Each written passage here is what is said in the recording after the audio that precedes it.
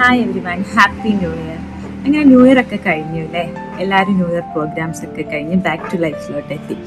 അപ്പോൾ ഈ 1-ാം തീയതി മുതൽ നമുക്ക് നമ്മുടെ ലൈഫിൽ കൊണ്ടുവരാൻ പറ്റിയ ഒരു ചേഞ്ചിനെ കുറിച്ചാണ് ഞാൻ പറയാൻ പോകുന്നത്. വേറൊന്നല്ല, സെൽഫ് ലവ്. നമ്മൾ ധാരാളമായി ഇന്ന് കേട്ടിട്ടുള്ള ഒന്നാണ് സെൽഫ് ലവ്. പക്ഷെ എന്താണ് സെൽഫ് ലവ് എന്ന് പലർക്കും അറിയില്ല. ഞാൻ പറഞ്ഞു തരാം. സിമ്പിളായിട്ട് പറഞ്ഞാൽ നമ്മൾ നമ്മളെ സ്നേഹിക്കുക എന്നതാണ് സെൽഫ് ലവ് കൊണ്ട് ഉദ്ദേശിക്കുന്നത്. നമ്മൾ നമ്മളെ അക്സെപ്റ്റ് ചെയ്യുക, നമ്മുടെ കുറവുകളും നമ്മൾ എന്താണെന്നും നമ്മൾ ഇതുവരെ എങ്ങനെയായിരുന്നു എന്നും മനസ്സിലാക്കി നമ്മൾ നമ്മളെ സ്നേഹിച്ച് തുടങ്ങുക.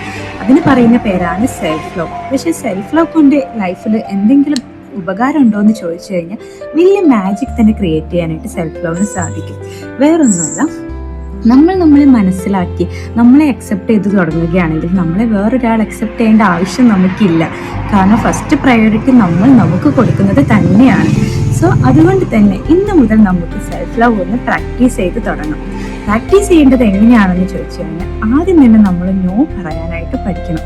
അതാണ് ഫസ്റ്റത്തെ പാടെന്ന് പറയുന്നത്. നോ പറയാൻ എന്നുള്ളത് വളരെ ഇമ്പോസിബിൾ ആയിട്ടുള്ളൊരു കാര്യമാണ് അല്ലേ?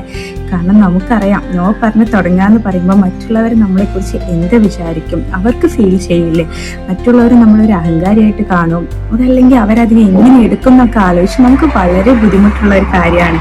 എന്നാൽ ആ ചിന്തയൊക്കെ ഒന്ന് ഒഴിവാക്കിയിട്ട് നോ പറയാനായിട്ട് പഠിക്കണം. അതാണ് നമ്മുടെ ആദ്യത്തെ പാഠം. ലൈഫിൽ നമ്മൾ എപ്പോൾ മുതലാണോ നോ പറയാനായിട്ട് പഠിക്കുന്നത്, അപ്പോൾ തൊട്ട് നമ്മൾ സക്സസ് ആവാൻ തുടങ്ങിയെന്നാണ് അർത്ഥം. യെസ് പറയേണ്ടടുത്ത് യെസ്സും നോ പറയേണ്ടടുത്ത് നോയും പറയാനായിട്ട് നമ്മൾ തയ്യാറാകും. രണ്ടാമത്തെ കാര്യം, നമ്മൾ നമ്മളെ സ്നേഹിക്കുക, ആത്മാർത്ഥമായിട്ട് സ്നേഹിക്കുക. നമുക്ക് നമ്മളാണ് ഉള്ളത് എന്നുള്ളത് നമ്മൾ ആദ്യം തിരിച്ചറിയാം. അതിനുശേഷം നമ്മൾ സ്നേഹിക്കാനായിട്ട് തുടങ്ങി. നമ്മുടെ കുറവുകളൊക്കെ മനസ്സിലാക്കി നമ്മളെ നമ്മളായിട്ട് ഉൾക്കൊണ്ടുകൊണ്ട് നമ്മളെ സ്നേഹിക്കുക. അപ്പോൾ പിന്നെ നമുക്ക് ലൈഫ് വളരെ ഈസി ആയിട്ട് പോകുന്നതായിട്ട് തോന്നും. കാരണം നമ്മൾ അക്സെപ്റ്റ് ചെയ്ത് കഴിഞ്ഞാൽ പിന്നെ നമുക്ക് മറ്റുള്ളവർക്ക് ഒരാവശ്യമില്ല. രണ്ടാമത്തെ കാര്യം ഇതാണ്. മൂന്നാമത്തെ കാര്യം, നമ്മളെ കംഫർട്ട് സോൺ ബ്രേക്ക് ചെയ്യുക എന്നുള്ളതാണ്. നമ്മൾ ആ കംഫർട്ട് സോണിൽ ഇരുന്നു കൊണ്ടാണ് പലതും ചെയ്യുന്നത്.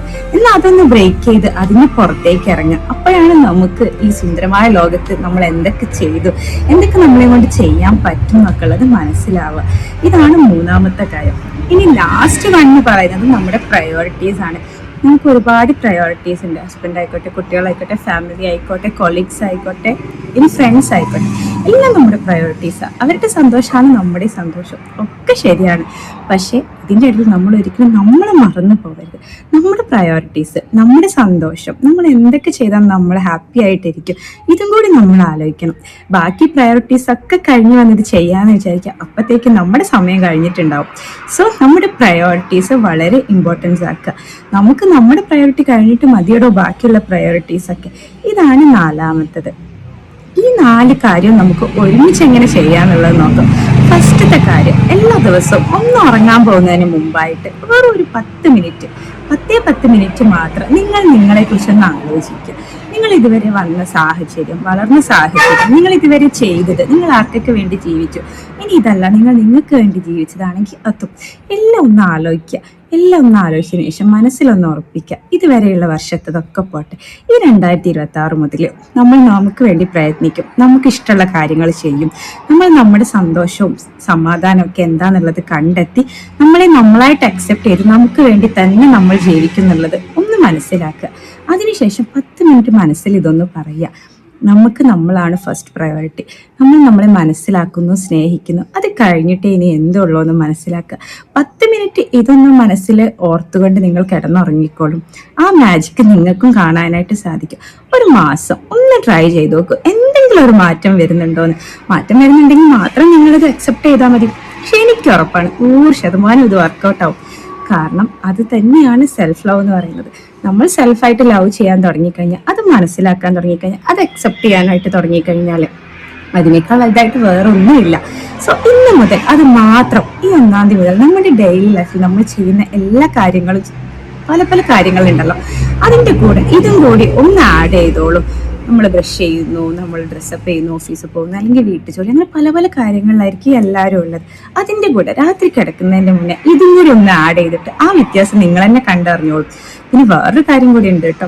ചില ആൾക്കാർ നമുക്ക് തന്നെ അറിയാം, നമുക്കിടയിൽ ഒരുപാട് സ്ട്രെസ്, ടെൻഷൻ, ആൻസൈറ്റി ഒക്കെ ആയിട്ട് നടക്കുന്നവർ, ഒരുപാട് വിഷമങ്ങളുണ്ടാവും. പുറത്ത് ചിരിച്ച് കളിക്കുന്നവരായിരിക്കും, പക്ഷെ ഉള്ളിൽ അതിങ്ങനെ കിടന്ന് കുത്തുകയായിരിക്കും. അവർക്ക് ഈ പറഞ്ഞ സെൽഫ് ലവ് കുറച്ച് ബുദ്ധിമുട്ടായിട്ടുള്ള കാര്യമാണ്. അവരുടെ പ്രശ്നങ്ങൾ തീർക്കാൻ പോലും അവർക്ക് നേരമില്ലാത്തതാണ്. അവർക്ക് വേണ്ടി ഒരു ടിപ്പും കൂടി പറഞ്ഞുതരാവേ. വേറെ ഒന്നുമല്ല, അവരെന്താക്കണം, ഈ സെൽഫ് ലവിൽ ഞാൻ ഈ പറഞ്ഞ 10 മിനിറ്റ് ചെയ്യുന്നതിന്റെ മുന്നേ ആദ്യം ഒരു പേപ്പർ എടുക്കുക, ഒരു വൈറ്റ് ക്ലീൻ പേപ്പർ. അതിൽ നിങ്ങളുടെ എല്ലാം എഴുതുക, നിങ്ങളുടെ വിഷമങ്ങളായിക്കോട്ടെ, സങ്കടങ്ങളായിക്കോട്ടെ, നിങ്ങൾ വന്ന സാഹചര്യങ്ങൾ എല്ലാം ഒന്ന് എഴുതുക. എഴുതിയതിന് ശേഷം ആ കാലഘട്ടത്തിൽ കൂടെ ഒന്നും കൂടി കടന്നു ചെല്ലാം, അതെല്ലാം ഒന്ന് ഓർത്ത്, അതെല്ലാം ഒന്നുകൂടി വായിച്ച്, അതെല്ലാം മനസ്സിലാക്കി ഒന്നും കൂടി ചെല്ലുക. ഇതെല്ലാം കഴിഞ്ഞതിന് ശേഷം ആ പേപ്പർ ഒന്ന് കത്തിച്ച് കളഞ്ഞോളും. അങ്ങനെ നിങ്ങൾക്ക് നിങ്ങളുടെ മൈൻഡിൽ ആ സ്ട്രെസ്സിൽ നിന്ന് പുറത്തിറങ്ങാനായിട്ട് സാധിക്കും. അതിനുശേഷം ഈ പറഞ്ഞ 10 മിനിറ്റിന്റെ ഈ ഒരു മൈൻഡ് ഒന്ന് സെറ്റാക്കി പവറാക്കി നിങ്ങൾ കിടന്നാൽ നിങ്ങൾക്ക് ആ മാജിക് ആസ്വദിക്കും. അങ്ങനെ ഈ വർഷമെങ്കിലും നമ്മൾ ഇതുവരെ നിന്ന് സങ്കടവും ടെൻഷനും എല്ലാം മറന്ന് ഹാപ്പി ആയിട്ട് ജീവിക്കാൻ എല്ലാവർക്കും സാധിക്കട്ടെ. അപ്പൊ മറക്കണ്ട, സെൽഫ് ലവ് വളരെ ഇമ്പോർട്ടൻ്റ് ആണ്. അപ്പൊ എല്ലാവരും ഇനി മുതൽ അതിന് വേണ്ടിയിട്ട് റെഡി ആയിക്കോളൂ. ഓക്കെ, അപ്പൊ മറ്റൊരു വീഡിയോ ആയിട്ട് പിന്നെ കാണാം. Thank you.